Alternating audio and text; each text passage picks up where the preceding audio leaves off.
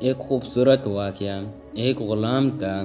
ایک دن وہ کام پر نہ گیا تو اس کے مالک نے سوچا کہ مجھے اس کی تنخواہ میں کچھ اضافہ کر دینا چاہیے تاکہ وہ اور دل جمی سے کام کرے اور آئندہ غائب نہ ہو۔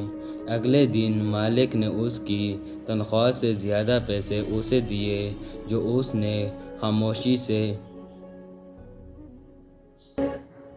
رکھ لیے۔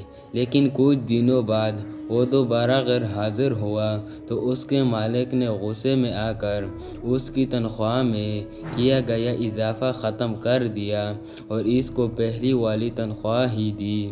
غلام نے اب بھی خاموشی اختیار کی تو مالک نے کہا، جب میں نے اضافہ کیا تو تم خاموش رہے اور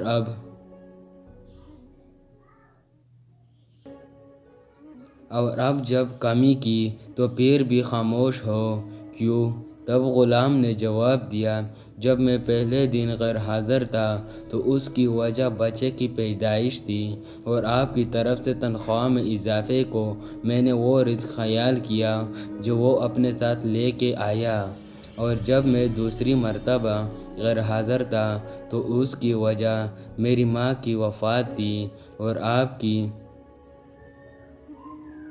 آپ کی طرف سے تنخواہ میں کمی کو میں نے وہ رزق خیال کیا جو وہ اپنے ساتھ لے گئی۔